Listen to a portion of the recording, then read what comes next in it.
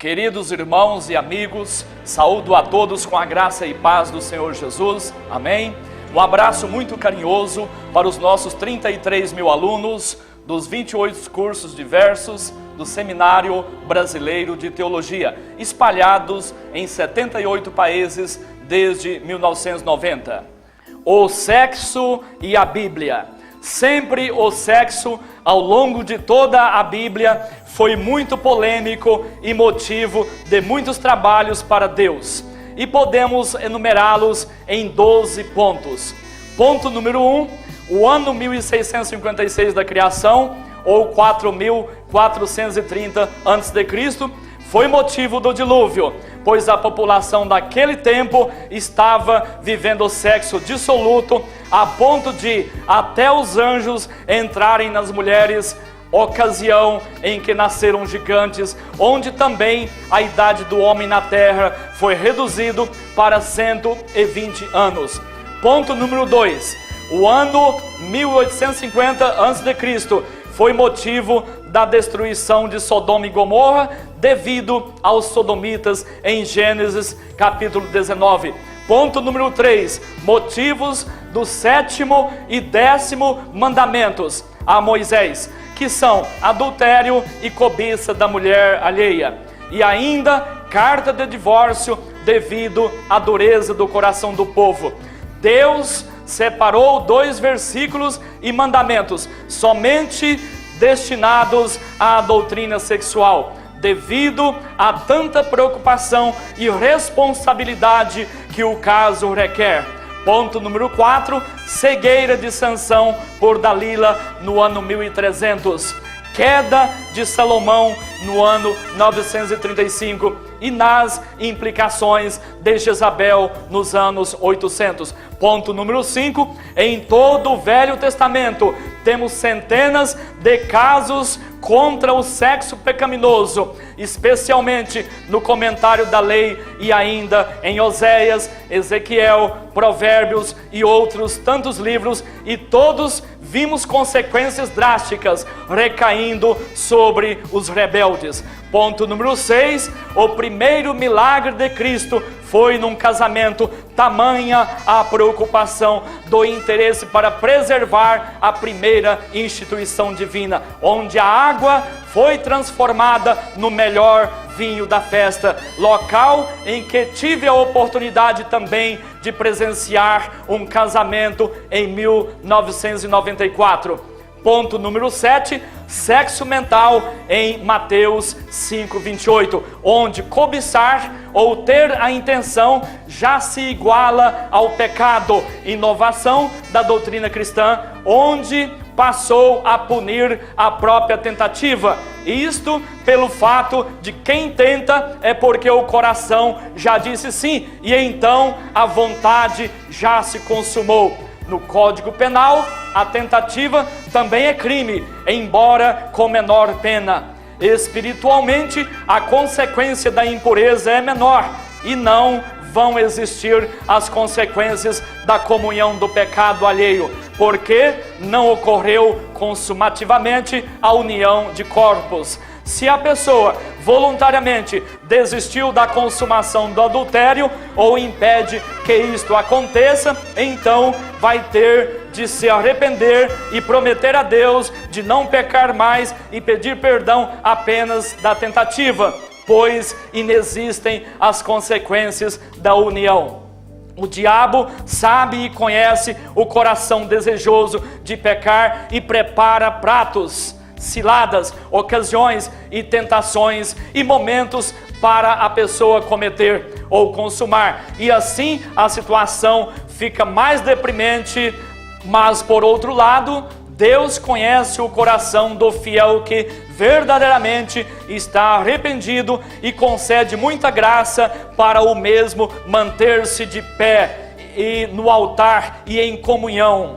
Somos barros, pó, sem estrutura, e foi o próprio Deus quem colocou o amor erótico em nosso coração, em nosso sangue e organismo. E por isso Ele sabe a quantidade de graça que devemos receber para viver uma vida com fidelidade e obediência aos seus mandamentos. Seja amigo íntimo de Deus, para que a força dele possa sustentá-lo, pois naturalmente nós, com os nossos próprios esforços, não podemos impedir nada.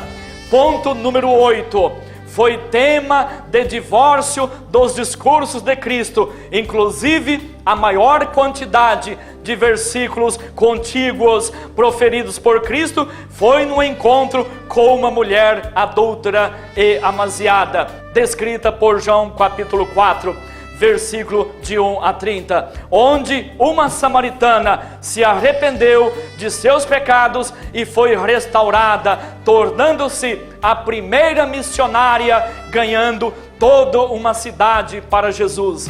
Da mesma forma, Jesus hoje ainda continua chamando outras prostitutas, homossexuais, assaltantes, traficantes, drogados e delinquentes, em geral, para receberem a água da vida e terem os pecados perdoados e a saúde restaurada, e ao final ter a vida transformada de violento sanguinário para um santo servo de Deus.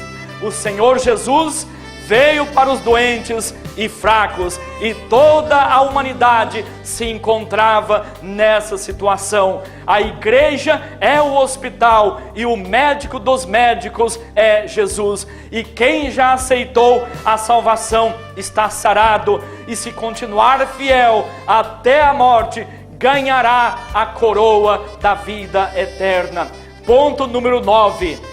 Comparou a depravação sexual da segunda vinda com o tempo do amor livre antediluviano, e parece que hoje estamos vivendo situação até pior, pois a promiscuidade sexual está agravando-se a cada dia, e há pai de família que tem vergonha de seus filhos. Estatisticamente apontam que 90% da população mundial estão vivendo o sexo fora dos padrões dentro dos quais foram criados, e certamente isto está cheirando muito mal às narinas de Deus, mas felizmente tudo já está consumado e estamos, sem dúvida, vivendo os últimos segundos da igreja na terra. Tudo já se cumpriu, de Mateus 24, dos versículos 1 ao 14, e estamos tão somente no tempo da longanimidade e misericórdia de Deus. Ponto número 10. Os apóstolos tiveram trabalhos demais, como vimos aos Coríntios e também em outros livros do Novo Testamento, pois no centro de cada livro, o conteúdo, o contexto, notamos a preocupação das mensagens em relação à depravação originária da vida desregrada do sexo. E em segundo lugar é que vem a idolatria. Ponto número 11. Em Apocalipse 17, referindo-se aos nossos dias, compara-se a Babilônia romana a uma grande prostituta. E realmente o Império Romano, com suas heresias de purgatório, mariolatria e invocação a outros santos, corrompeu as nações ao longo desses 17 séculos, assim como o sexo ilícito tem corrompido a moral e colocado perdida a salvação de muitos, além de impedir a conversão de grandes multidões. Ponto número 12. Finalmente, Cristo vai casar-se com uma noiva pura e virgem, a igreja, ou seja, nós. E se você, ouvinte, está com as vestes manchadas, hoje, agora, é momento de lavá-las no sangue do Cordeiro. É agora ou pode ser nunca mais.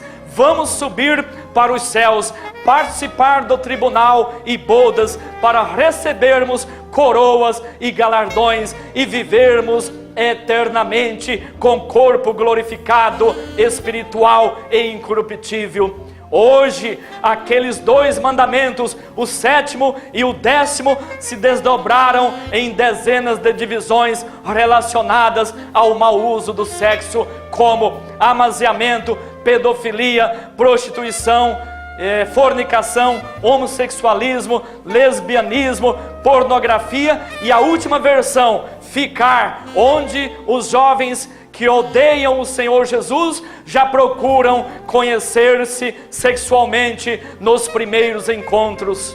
O diabo está fazendo a maior festa da carne de todos os tempos. Está cirandando e destruindo multidões de jovens e casais todos os dias. E o pior é que muitos estão escondidos nas igrejas e são até obreiros. O Mestre Jesus, ainda enquanto estamos no tempo da graça e do perdão, diz agora para o adúltero: vai e não peques mais. João 8:11. Então, se você está nesse caminho de morte, basta arrepender-se, pedir perdão e fazer um propósito de não pecar mais, não voltar mais para o caminho do sexo pecaminoso, conciliar ou reconciliar-se com Deus hoje, agora, e procurar uma igreja para dar o nome ao batismo, e caso ainda não seja, então procure batizar-se para participar da Santa Ceia, frequentar os cultos e fazer um curso bíblico ou teológico e de namoro ou de casamento e ser um obreiro fiel e valoroso na sua cidade, assim como foi a mulher adúltera em João capítulo 4, 28-30. A Bíblia diz que quem adultera peca contra o próprio corpo, porque se une com todos os pecados da outra parte. Por isso é um pecado muito forte que arrasa, deprime a consciência e a alma, além de ferir o caráter íntimo e gerar terrível expectação de juízo. A todo obreiro é conveniente saber de tudo nesta área para melhor combatê-lo e ajudar o máximo possível na dedicação e crescimento da igreja. E realmente, o sexo hoje em nossas igrejas tem sido motivo, em 90% dos casos, de várias e graves consequências, tais como afastamento dos novos convertidos, impedimento de novas conversões e queda de crentes novos ou antigos. Então, por ser o maior problema da igreja atual, os líderes religiosos têm de tentar bloquear, impedir, obstruir e neutralizar esse pecado a todo custo. E temos 4 medidas para executar o que entendemos ser básico e necessário. Primeira medida: cursos de sexo, namoro e casamento todos os meses. E o seminário tem bons DVDs, apostilas e livros nesta área. Segunda medida: proibição do julgo desigual, fixação de prazo máximo de 4 meses para namoro e 3 meses para noivado, e monitoramento desses jovens para se evitar sexo pré-conjugal e amaziamento. Terceira medida: maior tempo de oração, consagração e vigílias semanais. Quarta medida: semanalmente oferecer cursos teológicos e bíblicos. Enfim, afora o tempo de estudos e de trabalhos seculares, deve-se envolver todo o restante do tempo dos fiéis na obra de Deus. Tudo isto para a igreja, então, não diminuir, não enfraquecer, e sim aumentar e ficar mais forte na fé e ter um maior índice de aproveitamento no dia do arrebatamento. Se o amor esfria, porque a iniquidade se multiplica, como se lê em Mateus 24:12, então vamos executar projetos para diminuir e dividir essa iniquidade o máximo possível, para então o amor não esfriar e a fé não diminuir, e sim aquecer e aumentar. A igreja não é entretenimento, nem lazer ou passarela de modismo. E temos de ministrar a verdade doída e exigente como ela é, pois a verdade liberta e conduz o fiel para o céu. Trabalhar com a vida eterna de uma pessoa é responsabilidade séria, coisa muito fina, pura e sagrada. Hoje, nas igrejas cristãs genuínas, não só no Brasil, mas em todo o mundo, a média das pessoas que serão arrebatadas é apenas 60%, índice até maior que a média das 7 igrejas do Apocalipse 1-3. Infelizmente, mesmo em igrejas genuínas, o índice de aproveitamento chega a cair em algumas denominações até para um vergonhoso 20%. Mas em contrapartida, e graças a Deus, em outras denominações, o arrependimento, o arrebatamento levará 95% dos membros para a Jerusalém Celeste. Não podemos ficar apenas massageando o ego das ovelhas ou apresentando apenas um Jesus de amor, graça, compaixão, que somente cura as feridas interiores, traumas, depressão, liberta, unge, misericordioso e que dá prosperidade. Podemos, lógico, pregar todos esses temas terapêuticos, de autoajuda. Inclusive, temos vários DVDs de autoajuda, mas nunca deixar de pregar temas relacionados aos pecados do sexo, vícios e desonestidades, e ainda sobre inferno, porta estreita, caminho apertado, obediência, arrebatamento, grande tribulação e juízo final. Doa em quem doer, pois toda palavra é proveitosa para corrigir, redarguir, instruir, ensinar, santificar e levar a pessoa para o céu. Multidões de simpatizantes que estão nas igrejas vieram do mundo com esses vícios e pecados, e como algumas igrejas não sabem ou não têm o costume de ministrar sermões ou estudos bíblicos combatendo tais pecados, então essas igrejas ficam inchadas, onde as pessoas estão simplesmente sendo atraídas, às vezes pela música que é bonita, como já ouvi muita gente falar isto, ou por alguma atividade social ou festiva da igreja, ou mesmo para tentar arrumar uma namorada, uma amante, entreter, desfilar moda ou bater ponto, e outras atraídas por ministração de prosperidade, cura, libertação, ser revelado, receber profecia, misticismo ou supersticionismo. Inclusive, já ouvi uma senhora dizer que estava fazendo campanha em uma determinada igreja a fim de conseguir um esposo, e feliz e emocionada, disse que já estava quase dando certo, porque o pretendido já havia naquela semana abandonado a sua esposa primitiva e os seus filhos e o seu lar, e já estava na casa da mãe dele. E ela disse que estava confiante em que em mais 2 semanas de corrente ele já estaria nos braços dela. Então, nota-se que há muita gente que sequer sabe porque está na igreja e qual a finalidade de uma campanha ou culto de libertação, ou porque antes era frequentador de centro espírita e pensa que igreja seja a mesma coisa. As culpas, na realidade, não são dessas pessoas, pois se desde a primeira vez que entraram nessas igrejas tivessem ouvido mensagens sérias, bíblicas, honestas e verdadeiras, certamente já se teriam convertido, e infelizmente o baixo nível espiritual dos fiéis é devido à falta de conhecimento bíblico e teológico de muitos pregadores, pois por falta dessa cultura bíblica partem apenas para pregações de sentimentalismo, gracejos, risos, piadas, comédias, ironias, desafios e fantasias heréticas, e até arrancam aplausos e se tornam famosos e com a agenda cheia. Mas no dia seguinte o povo já fica vazio, triste, vulnerável e frágil de fé, pois somente a meditação bíblica é que produz raiz e faz crescer a fé.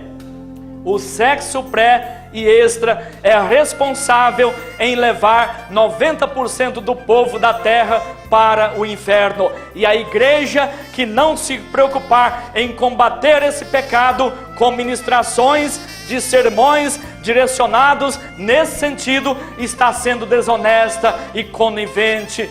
Pecado da omissão está se cometendo. Inúmeras e inúmeras pessoas hoje estão em algumas igrejas, lógico, apenas socialmente, mas ainda não são convertidos. Essa é a verdade e a realidade. Infelizmente, há muitas igrejas em má situação e apenas inchadas, porque já por 5, 10 ou 20 anos que vem ministrando apenas um estilo e costume. E ficam a maior parte do tempo envolvido com atividades festivas, louvor ou ministrando prosperidade, autoajuda e forçando milagres, criando assim barreira e obstáculos para os fiéis crescerem na graça, na fé, na palavra e no poder, pois dedicam apenas um reduzido tempo com a palavra e por hábito ou falta de conhecimento bíblico, e sempre ministrando apenas um evangelismo raso, primeiros rudimentos, leite desnatado ou sopinha repetitiva. E por falta de alimento sólido ou evangelho pleno, alguns membros ficam raquíticos, não adquirem uma fé sólida e continuam meninos na fé. Hebreus 5, de 12 a 13. Acostumando-se tanto com o seu pecado de sexo ilícito, festas mundanas, álcool e outros vícios, a ponto de cauterizarem a mente, e é nesse momento difícil que o diabo aproveita para fazer ninho e cegar mais ainda a visão e intelecto do deprimido e angustiado, o que é uma salvação duvidosa.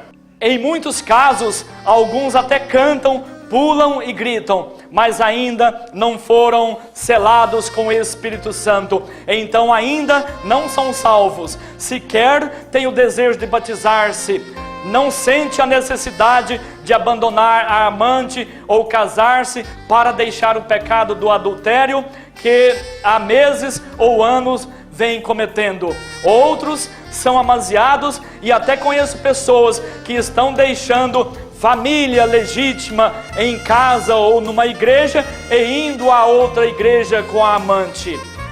Batismo, dons do Espírito Santo ou frutos não são vistos nestas igrejas sociais ou organização coletiva.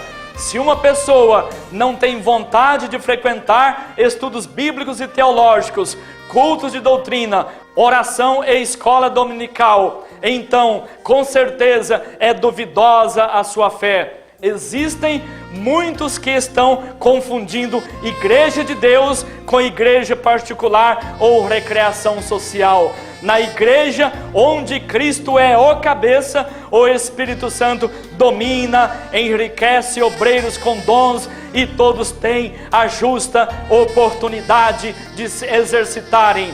Estamos vendo a luz no final do túnel. A guerra está travada e Satanás, no versículo 12 de Mateus 24, sabe que são seus últimos dias e por isso está tentando alojar-se dentro das igrejas para esfriar a fé de muitos por várias formas. E um dos métodos mais usados está sendo por meio do sexo livre, para disfarçar e tentar abrandar o peso e o horror do pecado. O termo adultério chegou em nova versão, então substituindo pela palavra ficar. Certa ocasião, um pastor de uma igreja do interior do estado me ligou e depois de ter fechado 50 cursos médio em teologia, e 10 bacharelado e diversos cursos na área de namoro e casamento. Então confessou que sua igreja já existia há vários anos e nunca tinha feito cursos entre os vários assuntos, e me perguntou como ficaria o arrebatamento dos jovens que estão ficando no sexo pré-conjugal, dos adultos que estão amasiados ou praticando o sexo fora do casamento, visto que em sua igreja, dos 300 membros, a metade era de jovens e destes 75 estavam em adultério com as namoradas e noivas, e muitos no julgo desigual e amasiados. E ainda, como deveria fazer com um grupo de 6 homossexuais e 10 lésbicas que haviam na igreja?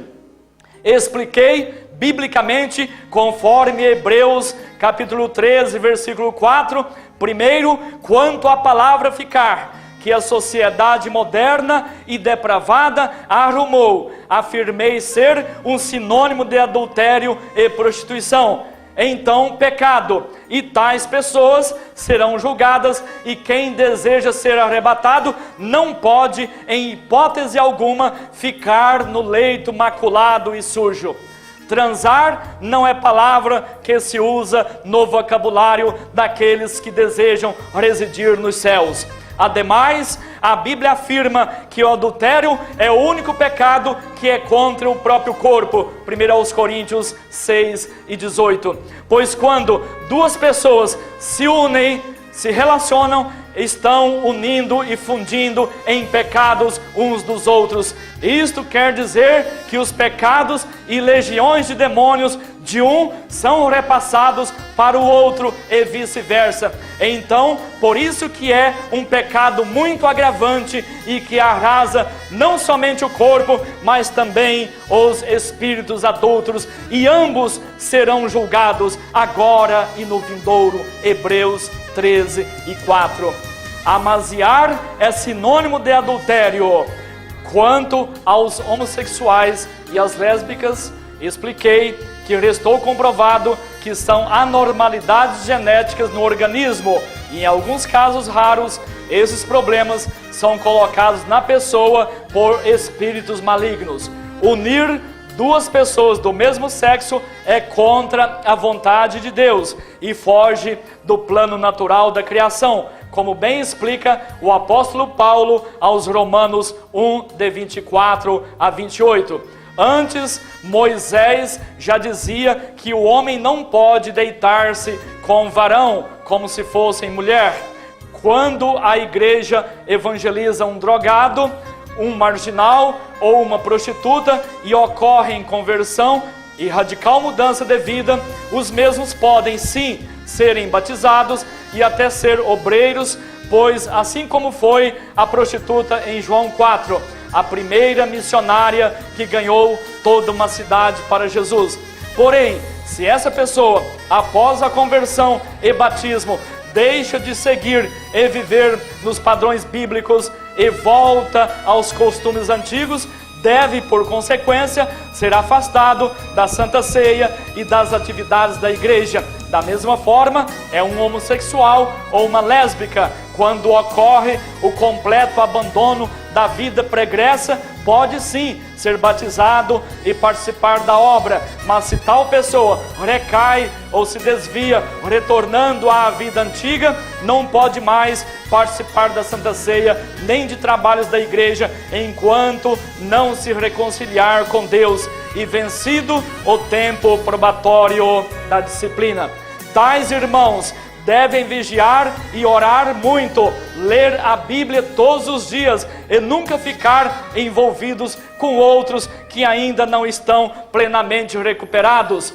Quando a libertação foi apenas espiritual e não sararam, então deve viver uma contínua busca da cura física por meio da oração e da medicina. E já existem excelentes tratamentos com hormônios para tais casos.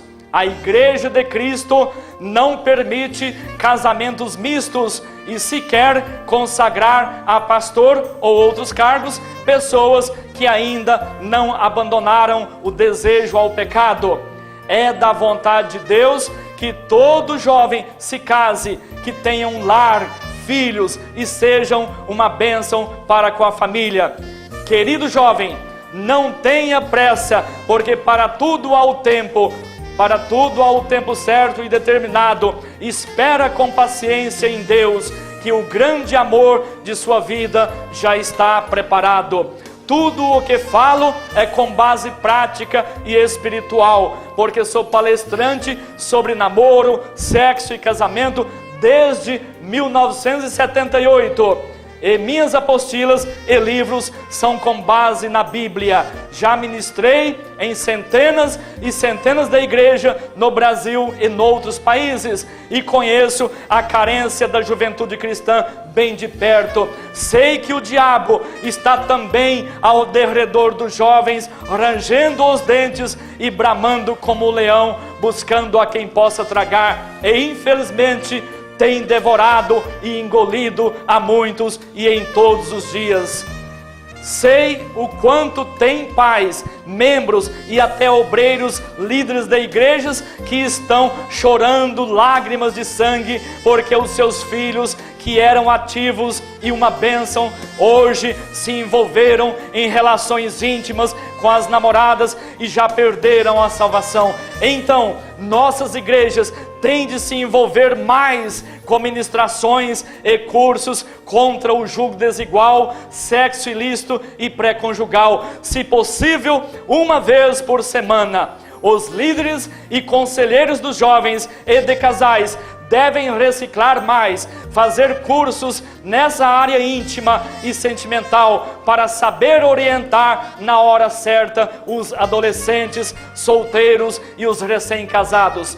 Cabe à igreja a responsabilidade de vigiar, velar, fiscalizar os jovens quanto à santificação pessoal e adverti-los quanto à perda da salvação para aqueles que se expõem ao julgo desigual e ao sexo antes do casamento. E finalmente, quanto aos riscos da gravidez e de contrair AIDS, doenças venéreas e outras complicações familiares e sociais diversas.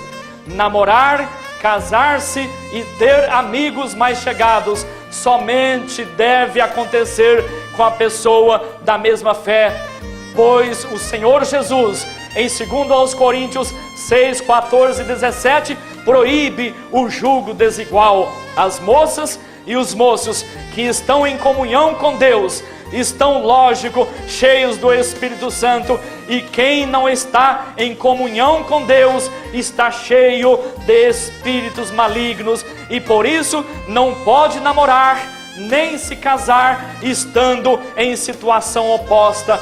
Quem tem Deus quer é consagrar o seu corpo, esperar o dia do casamento, ir à igreja, ler a Bíblia e orar. E quem não tem Deus deseja sexo a qualquer custo, já no primeiro encontro ou na primeira semana. E se não lhe for concedido, fica zangado ou aborrecido, áspero, bravo e nervoso. Tal pessoa é até capaz de agredir, chantagear, ameaçar e matar. Quem não tem Deus deseja beber, fumar e alguns até desejam se drogar, ir ao carnaval, festas mundanas, de ídolos e sessões espíritas. O corpo deve ser santuário de Deus e não de ídolos. O versículo 17 ordena ao crente que não toque em coisa impura, sob pena de não ser recebido. E há muito crente brincando e desconsiderando esse versículo. Por isso existem multidões de pessoas frias, mornas e inúmeros até já mortos na fé. Toda Dalila começa com uma amizade aparentemente sincera, depois vem a liberdade, daí a libertinagem, sensação erótica e ao final abrasamento, lascívia e adultério. E quando menos se espera, os olhos espirituais do pobre rapaz ou da donzela já estão furados e totalmente cegos na fé. O amor erótico é muito forte e atrai mesmo. E para quem entende de batalha espiritual, sabe que a pessoa que não teme a Deus está cheia de espíritos demoníacos que ficam passando-se até como se fossem anjos de luzes. Quem brinca com fogo é porque quer queimar-se. Por isso que a Bíblia proíbe o julgo desigual e ainda recomenda aos próprios crentes que estão namorando no julgo igual que fiquem mais distantes, pois quanto mais a proximidade física, mais aquece o amor erótico e esfria o ágape, e mais propenso fica a trilhar na escadaria que chega ao adultério e perdição da alma. Quanto mais erótico e lícito, mais esfriamento e extinção do ágape, ou amor de Deus. Na minha adolescência, afora os estudos e trabalhos, envolvia todo o meu tempo com a oração, estudos bíblicos, e ensinava a minha noiva a ministrar. Casei-me com 24 anos e a noiva com 18, éramos 2 virgens e foi uma lua de mel muito linda, tudo foi muito bonito. Esse exemplo eu deixo para os meus filhos e para toda a juventude evangélica. Quando jovem, eu estudava muito Provérbios 7 e literalmente cheguei a correr quarteirões para desviar-me de prostitutas e não fiz mais do que a minha obrigação como cristão. Não é mérito meu, e sim mérito de Deus, devido à sua abundante graça que me acompanhou desde a juventude e do tempo de criança. Antes de terminar, quero deixar um conselho para os nossos alunos, dizendo que é importante que se trabalhe muito e abertamente com os novos convertidos, combatendo o sexo pecaminoso e os vícios, especialmente durante os primeiros 2 a 6 meses, pois a psicologia cristã comprova que, se não forem discipulados nesse prazo de iniciação, a tendência será, primeiro, a volta para o mundo, segundo, ficar na igreja apenas por prazer da musicoterapia e de estar recebendo massagem das emoções pelas terapias de autoajuda. Ou terceiro, se está na igreja apenas pela cura física, então se porventura recebe a cura, já fica satisfeito e volta para o mundo. E se não a recebem, visto que apenas 5% conseguem receber neste começo de fé, então desanima e volta para o Egito. E isto é perigoso e situação ruim para a igreja, pois prazer, emoção e esperança de milagre não trazem libertação espiritual ou salvação, e ainda se tornam mau exemplo para os novos que estão convertendo e corrompem e esfriam a fé dos fiéis antigos, pois o novo convertido que fica não demonstra interesse em se libertar do sexo pecaminoso e vícios. Por isso que há igrejas que de 2 a 6 meses, quase todos os novos e ainda alguns dos antigos saem, e a igreja tende, para não fechar, trabalhar apelando exaustivamente para o evangelismo apenas liberal e social, festivos e emocionais, para fazer a reposição dos que saem. E assim, esse círculo vicioso segue anos e anos, e sempre se presencia característica de igreja inchada, onde quase ninguém entende ou pratica a Bíblia. Característica de Laodiceia, onde apenas 40% ou menos serão arrebatados. Então, o remédio para impedir ou evitar isso é a igreja ser honesta e semanalmente manter oficinas de escola bíblica dominical, oração, estudos e cursos bíblicos, doutrinários e teológicos, pois é a palavra de Deus que lava o pecador, consolida a fé, regenera, muda a personalidade, edifica, instrui, gera a vida eterna e é luz para os pés e lâmpada para o caminho.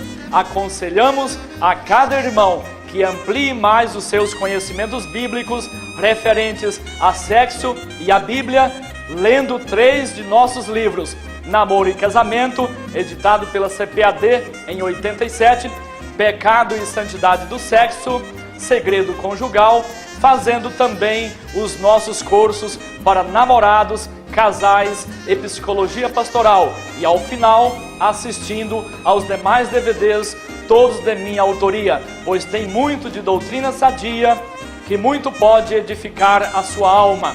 Que Deus o abençoe. Obrigado.